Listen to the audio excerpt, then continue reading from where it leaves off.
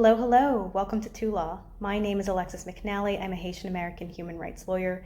This video is the latest of a series entitled Haiti Watch, where I'll be covering some of the latest developments in Haiti and giving some context for the maneuvers that are happening on the international stage. Today I'll be discussing the latest developments of the Kenya-led, US and UN-supported armed intervention in Haiti. Let's jump right in.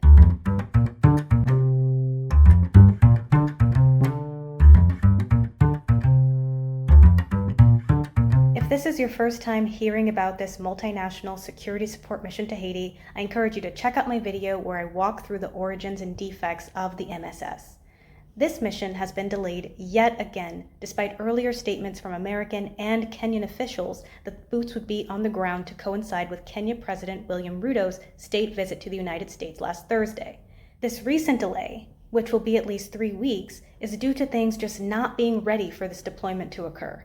There are equipment shortages, funding blocks and shortages, and also an absence of a clear and coherent plan for how the operation will take place, as well as renewed legal challenges in Kenya.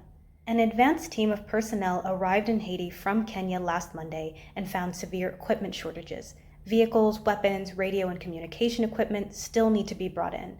The base and living quarters for the security personnel is also still incomplete. Concerningly, at least 350 homes have been destroyed around the perimeter of the airport to support this mission and tighten security in the area.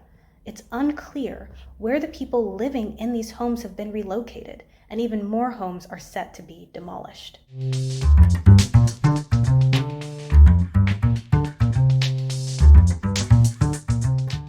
Another major challenge delaying the mission is that there appears to be no clear plan for how exactly the mission goals will be accomplished. Politico was able to obtain a 33-page document that the State Department circulated to U.S. lawmakers in March. The plan was met with extreme criticism by lawmakers. Politico reported the document provides few details on how these objectives would be achieved, including when the multinational force would arrive on the island, whether it would be engaged directly in combat with the gangs, and how much money it would require. Additionally, there does not appear to be consensus between the American, Kenyan, and newly formed Haitian government about how the mission will actually move forward. Kenya has yet to supply the UN with its rules for engagement, which it is required to submit before the mission can begin. The Haitian Police Union told CNN that the plan for the mission was unclear and questioned why there was not more focus on providing material support to the local police. Quote, "What we're seeing is the international community working with a few sectors with no clear plans on what they'll do and how. We don't even know how we will communicate with the Kenyan police officers who speak English. We speak French and Creole in Haiti," the union said in a statement. "We believe only the Haitian police can provide long-term security for Haiti. What we need are materials and logistical support."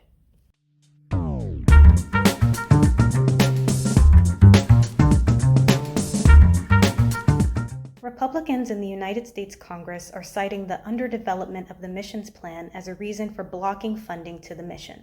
The Miami Herald reported that though the mission has been branded as a Kenya-led deployment, it is in practice a U.S.-led mission with multiple actors. In fact, the United States has pledged $300 million to the mission. The U.S. State Department made an initial request for $50 million of those dollars to be released by Congress. Just $10 million of those dollars were released in December to compensate Kenya for the training costs that they had already incurred.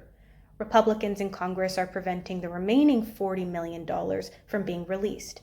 House Foreign Affairs Committee Chair Michael McCall of Texas and Senate Foreign Relations Committee Ranking Member Jim Risch of Idaho are blocking the funds. On Tuesday, Risch expressed concerns about the mission, telling U.S. Secretary of State Antony Blinken that he is concerned about the logistics, feasibility, and costs.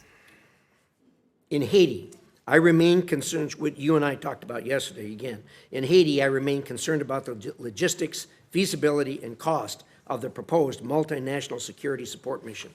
Prior international interventions over a long period of time in Haiti have been dismal failures, leaving the Haitian people worse off than before. We can't use U.S. taxpayer dollars to support an open-ended, poorly conceived mission in a country plagued by extreme gang violence and political instability without some kind of assurances that things are going to be different this time. First, I really believe that Congress should lift its hold on the support to the multinational security force in Haiti, and I worry that the refusal to do that is really complicating our maybe small ability to push this in the right direction. If Congress does not release the hold on appropriated funds to fund this security force, what's going to happen?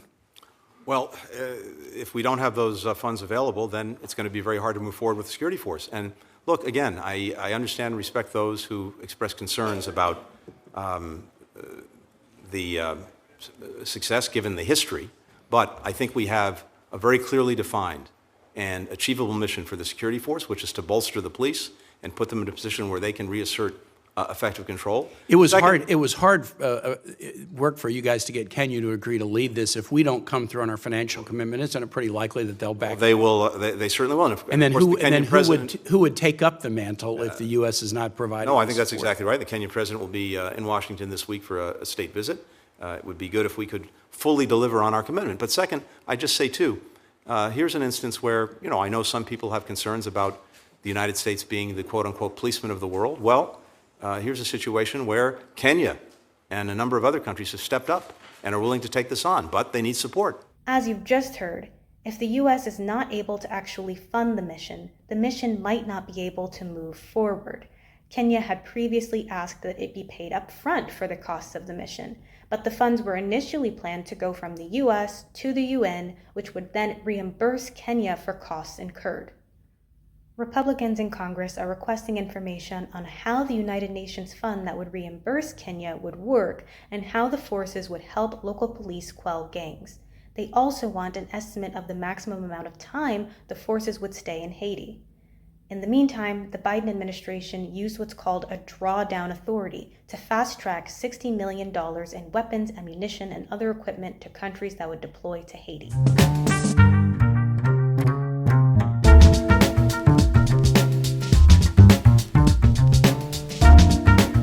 Dr. Ekuru Aukot is a Kenyan lawyer and the leader of the Third Way Alliance Party in Kenya. He has been leading the legal battle against the deployment of the MSS to Haiti.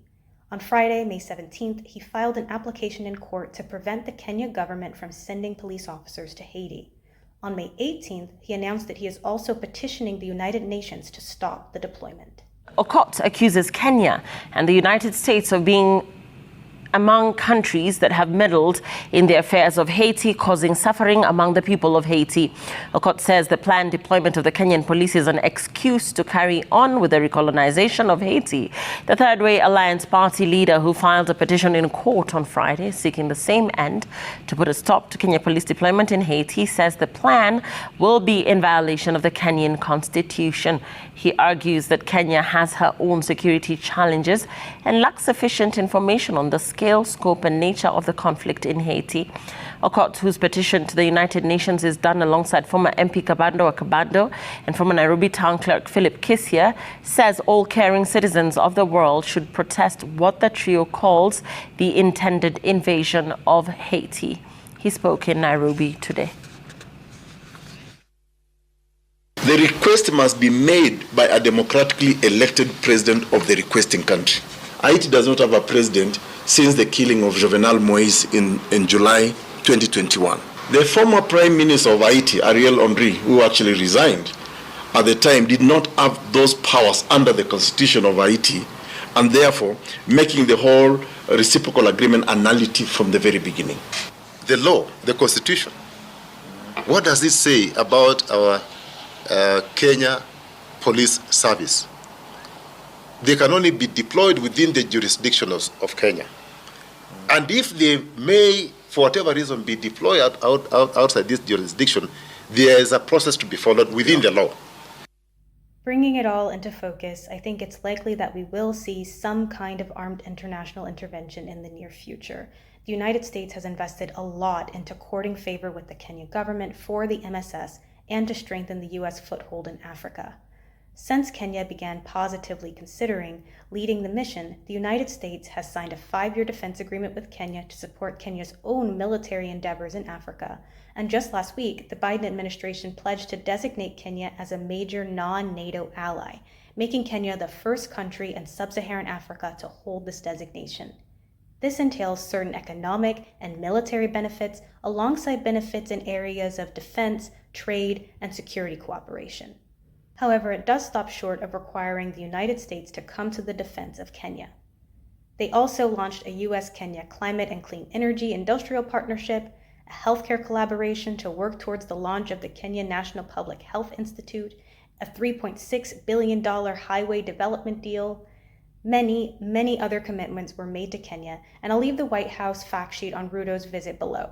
While I think many people are in agreement that something needs to be done soon to bring peace and security into Haiti, the fact of the matter is that the international community, American, Kenyan, and the one-month-old Haitian government have not done their due diligence in putting together a comprehensive plan that inspires confidence that this mission will be humane and successful. Some things that need to be done include enforcing the arms embargoes that are already placed on Haiti. Most of the guns in Haiti are coming from the United States. The flow of guns has to be stopped. Developing a clear plan for the mission and for communicating critical information to the Haitian public so that innocent people can do what they need to do to prepare and get themselves out of harm's way. Teaching the security personnel basic Creole so that they can communicate with their police counterparts in Haiti and the Haitian people. The Kenyan forces have reportedly taken some French classes, but this is not the primary language spoken in Haiti. Government actors can also work towards developing an accountability mechanism so that Haitian people are able to seek redress for any human rights violations that may occur. At this juncture with the international community, Haitians cannot accept yet another international intervention with no clear plan that violates their sovereignty and their human rights. The survival of this nation, the world's first free Black republic, depends on it. Stay tuned for the next episode of Haiti Watch.